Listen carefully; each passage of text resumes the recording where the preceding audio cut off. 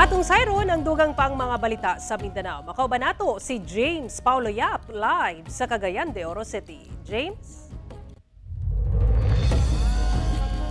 Salamat, Sara. Tabi lang mga kapuso, sanglit sensitibo kining musunod nga balita. Usa ka batang babae nga 3 anyos lang ang gipatay ug matud pa gilugos sa Jose Abad Santos sa Davao Occidental.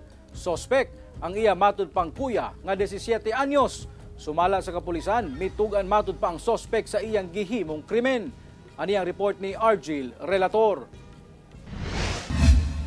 Hubo og nagkadugo ang naw tungod sa nahiagumang samad sa maong mangilngig nga kahimtang nakaplagan ang usa ka 3 anyos nga babae. Ang iyang patayng lawas nakita Huwebes sa hapon sa sitio Nara, Barangay Nuing sa lungsod sa Jose Abad Santos sa Davao Occidental. Sospek sa pagpatay sa bata ang igsuon niyang lalaki nga 17 anyos. Migula sa investigasyon sa kapulisan, hubog matud pa nga miuli sa ilang balay ang sospek. Gikuha niya ang biktima o gidala matud pa sa Copra Dryer o Pugon. 40 metros ang gilayon gikan sa ilang balay. Sa Pugona, nakaplagan ang patayng lawas. Ang nakakita sa pagdala niya doon ay yung 10 years old na bata. Kasin po ng bata tapos kapit tayo din. Maya-maya meron silang narinig na iyak.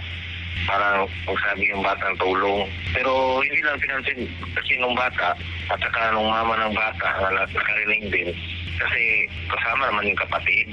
Bali hindi nila in-expect yung pangyayari sa ba. Nadakpan sa mga residente ang sospek, pipila ka metro ang gilayon sa ikahitabuan sa krimen.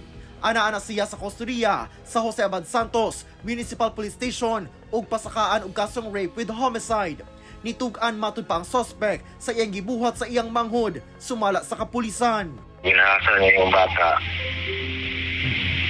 Tapos sobrang ingay daw, pinapak niya ng matigas na bakal ng ulo.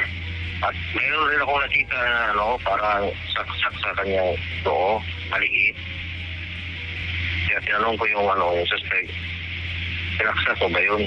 Sinaksak daw niya ng maliit na kutsilyo. Migula sa resulta sa post-mortem examination nga dunay nakitang laceration sa kinatawo sa biktima. Gilayong gilubong ang bata.